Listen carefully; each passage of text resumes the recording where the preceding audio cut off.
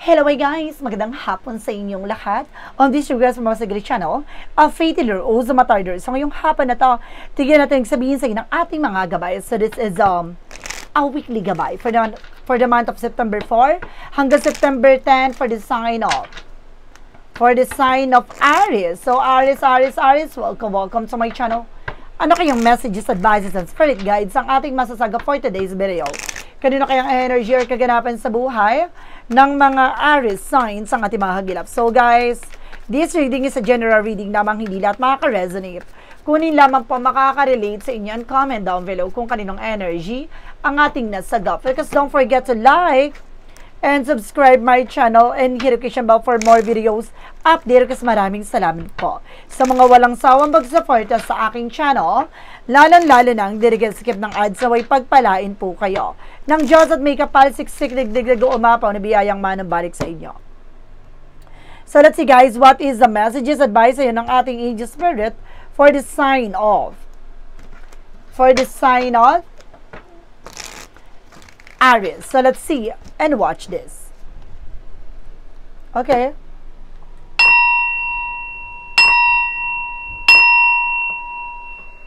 Angel Spirit Guides, please give me any information po. Ano kayong sabihin sa ng ating mga baraha? So there's something guys with the tower moment. So there's something a major changes. Malaking pagbabago magaganap sa buhay mo. There's something a major. Malaking pagbabago magaganap sa buhay mo na magdadala sa ng bagong eksena at bagong simula. There's a new horizon, a new era, a new life. And of course, there's something guys with a 5 of Cups, something disappointment. So may mga bagay dito para pinangihinayangan mo or may mga realization talaga maaring nararanasan mo ngayon. And there's a 9 of Cups, there's an offer, just being aware sa mga taong nasa paligid mo. Kasi may nasisense ako dito na maaring magkaroon ng apology. No? Pwede ka magpatawad pero wag ka na muling maniniwala at magtitiwala. Oh my goodness. And of course, there's something guys with the Queen of Cups, emotional intelligent, maging matalino kapag dating sa emosyon. No? Wag kang padadala ng tensyon. No? Wag kang padadala ng mga matatalinhagang salita. No? Na mga wala namang talagang kumbaga sincerity. No? Yung parang hindi talaga sincere sa sinasabi nila. And of course, there's something guys with the temperance, with the perfect timing. Ito na yung panahon at pagkakataon, no? Na para makuha mo at maani mo na naman yung bagay na pinaghirapan mo. And of course, there's something guys with the divine intervention. Paalala sa inating diba, you need to pay attention. So there's something guys with the Knight of Swords. Nagkakaroon ka ng anxiety, sleepless nights, or worries. So kailangan na malisim mo yung bagay na nagbibigay lungkot at takot sa'yo. The Tower moment represent with the Hermit card. So, the answer you need is here. So, malalaman mo na kung anong sigalot, problema, o mga suliranin na mga pinagdadaanan mo kung saan ang gagaling yun. So, it means there's an open portal, kaya puro negative yung nangyayari sa buhay mo. No? Ngayon, malalaman mo na maliliwanagan ka na, kaya magbabago ng ikot ng mundo, ikot ng kapalaran mo, at bagong buhay, no, mangyayari sa'yo. And there's an Pentacles, there's a potential for abundance na magiging masagana na nga lang, mabigat kasi, no, ang lugar o sitwasyon mo. Maaring tahanan mo, no, maaring mga tao sa paligid mo, sa buhay mo. And there's the Wheel of Fortune with the turning back. Huwag kang mag-alala, may swerte talagang nandito na. No, maaring umikot ng kapalaran, maaring pumabor na sa'yo. No, pilit ka mapabagsakin pero mamamayagpag ka pa din. And of course, there's something, the world represents travel, success, accomplishment. Magsasucceed ka talaga sa lahat ng bagay na gagawin mo, magtatagumpay ka na. And there's a 7 of Wands, no, protection mo at pangalaga mong yung sarili. No? Kailangan palaban ka. Alisin mo yung takot at pangamba mo dito. No? Kailangan proteksyonan mo. Ito na yung tamang pagkakataon para proteksyonan mo na ano man yung bagay na meron ka. And there's a chart card. Maraming paparating na pagbabago. Maraming darating na impormasyon na maaaring magpabago sa'yo. Some of you guys, kaya siguro na overwhelm ka, kaya nag-overthink ka, nagiging paranoid ka, and kasi natatakot, nangangamba ka, dahil sa mga bagay na gusto mong gawin. Marami ka pang bagay na gusto mong may sakatuparan, pero kailangan maging mahinahon ka. Hinay-hinay lang. Na nag-overload yung utak mo, kaya parang you're feeling exhausted and you're feeling drained. So, there's a Tower moment, the Hermit card. Represent with the King of Wands, something ambition. Unti-unti mo na makikita, no, yung posibilidad at pagbabago sa buhay mo. No, malalaman mo na kasi ang sagot dito sa mga katanungan mo at malalaman mo na ang posibilidad na pinanggagalingan nito. And there's a 2 pentacle with balance. No? Maging balance ka physically, mentally, emotionally. Maging balance ka, proteksyonan mo at pangalagaan mo ang iyong finances and resource of income. No, huwag ka magtitiwala sa mga tao sa paligid mo, agad-agad at lubos. Dahil some of them, guys, no, talagang sinasabotahe ka. No? Nagkakaroon ka ng realization dito kasi hindi ka naging balance, no? Naging nagtiwala ka ng lubos. And there's a page of being curiosity. Ngayon, mas magiging mabusisi ka na. No, mas magiging matanong ka na. Lahat ng bagay na alam mo. At the same time, may mga taong sumusubaybay sa'yo. And there's another, because there's a wish fulfillment. So, may mga bagay na matutupad na. May isa sa katuparan mo na, malalaman mo na. There is something that's kind of on something burden. Meron talaga nagbibigay ng pabigat sa buhay mo. Kaya proteksyonan mo ito.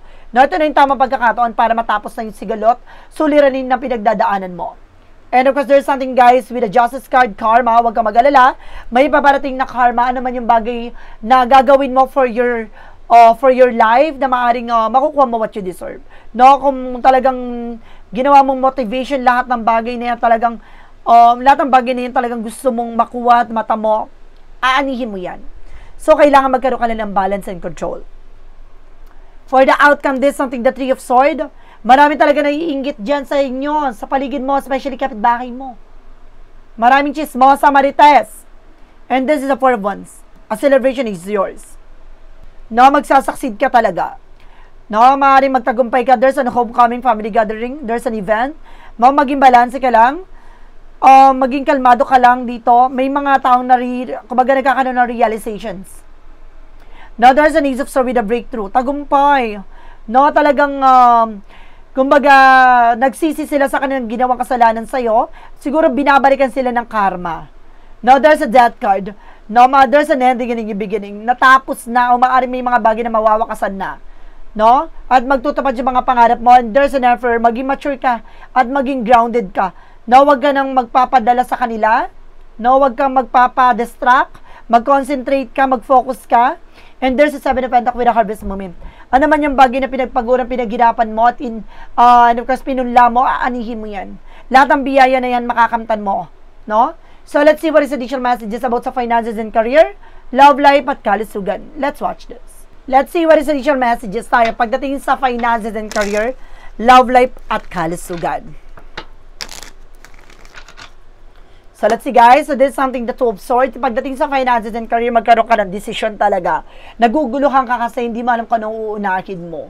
So, kailangan mag-focus ka at kailangan na, alam mo dapat yung priorities mo.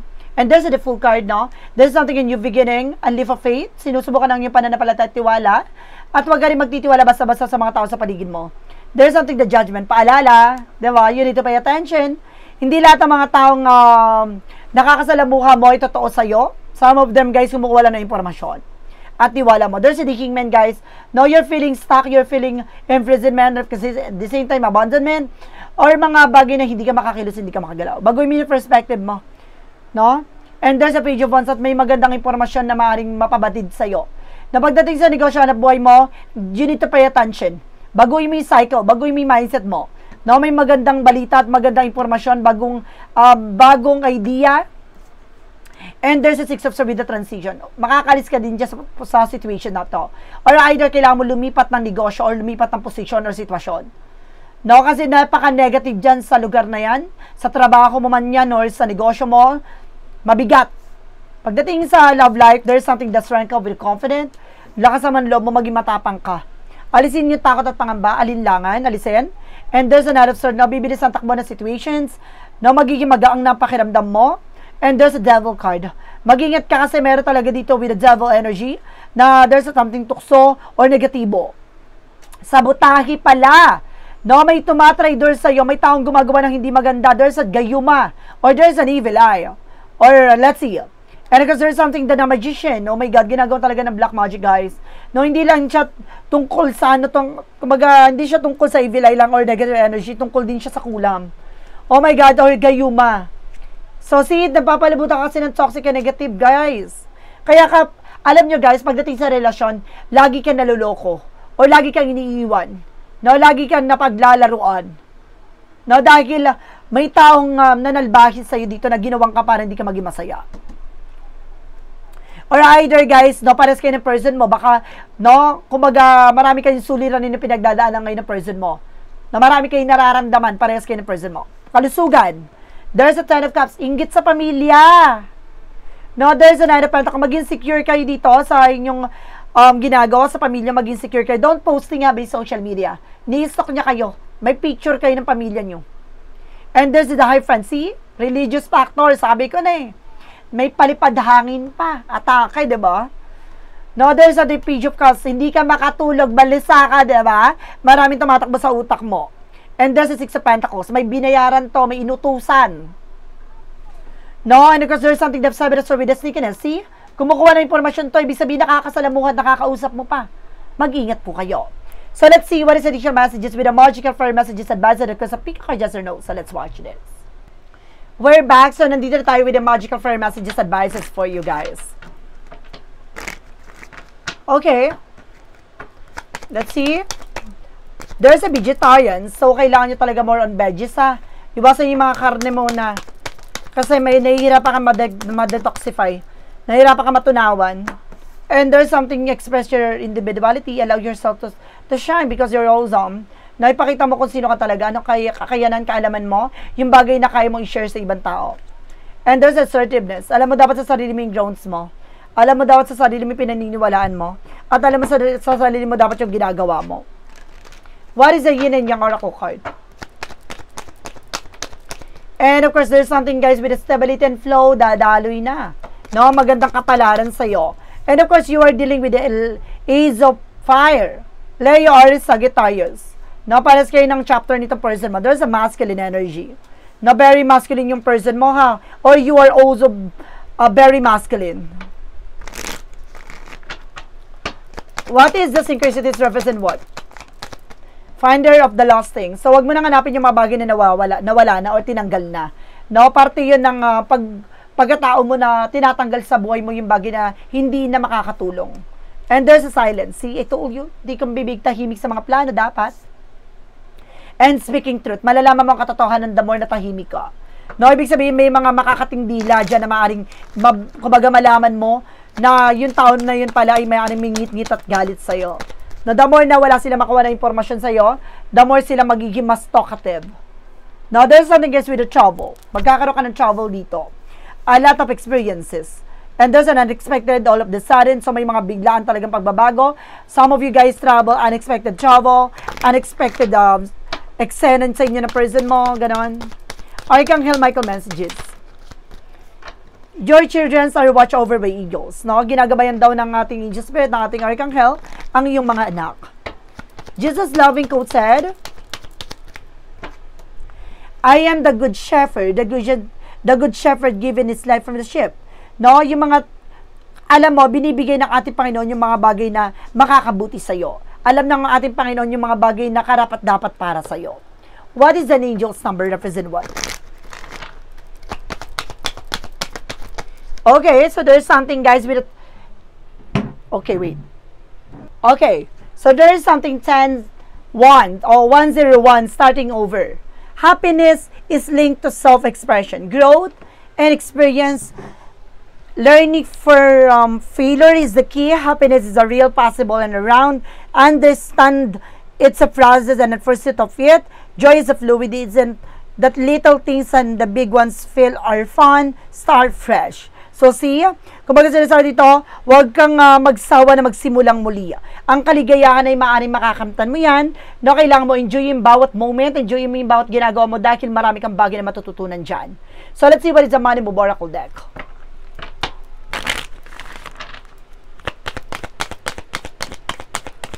So there is a flexibility, multitasking ang atake. No, marami ka pang gayang gawin. Marami ka pang kayang may sakatuparan. No, you are also multitasker. So let's see what is clarifying for your life situation.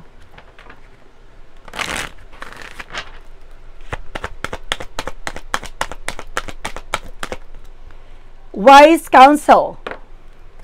Seek guidance from trusted friends or mentors to help you along.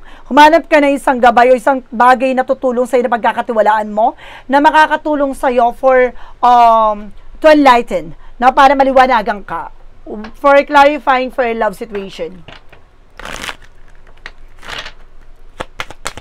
clarifying for a love situation. And there's an hanging on, release the past and let yourself love again. Pakawala mo na yung nakaraan. No, kaya sinasabi dyan na kailangan mo na talaga magsimulang panibago dahil kailangan mo na pakawalan yung nangyari from the past dahil may bagong eksena papasok sa buhay mo. What is a shadow work of in what? From the shadow work of in what? Find wholeness. Acceptance, inner peace. Magkakaroon ka ng kapayapaan dito at unti-unti mo na matatanggap yung mga bagay para sa'yo. Bring together fragments that complete you. No, manap ka ng isang bagay na alam mong bubuo sa'yo. From what lies beneath where you can the future.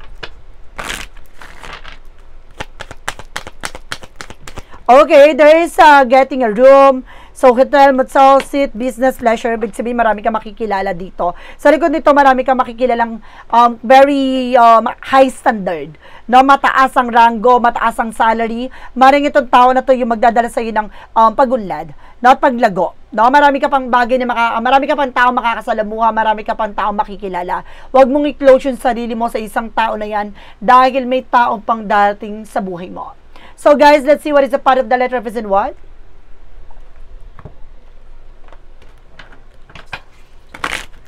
A fact of the light represent what? And there's a faith in freedom. No, kapayapaan para sa kalayaan. No?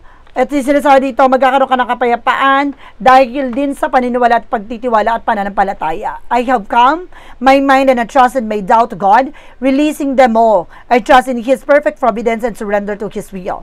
Finding true freedom in the peace that comes from letting go and having faith. Magtiwala ka. Hindi naman niya ibibigay sa'yo kung hindi ka rapat-dapat sa'yo. At may mga bagay na mangyayari sa'yo, it's a part of your experiences. At may mga bagay na madidiscover ka dyan. Not for your growth and expansion. Sa paglago mo, sa kaalaman taglay, sa mga bagay na dapat mong malaman at sa mga bagay na dapat mong matutunan. So let's see what is the pick a card, yes or no. So let's watch this. Okay, so we're back, guys. So let's see what is the pick a card, yes or no.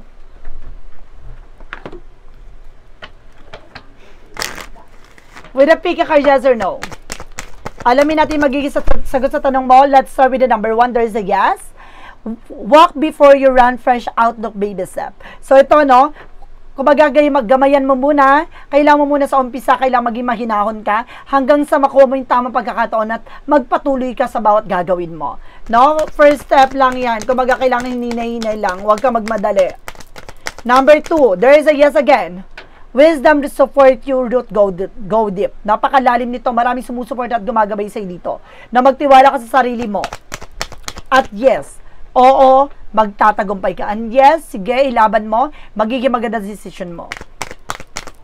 Number 3, there is a yes. Wow, all yes ha. So, ibig sabihin, ilaban nyo. Sige, yes. Tama decision nyo.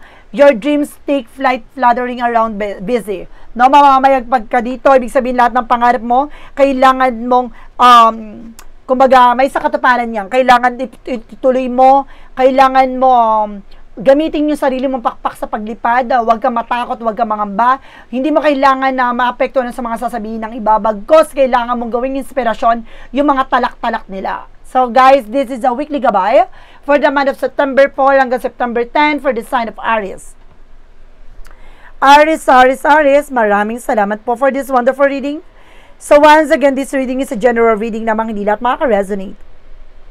Kunin lamang po makaka-relate sa inyo and comment down below kung kaninong energy ang ating nasagap.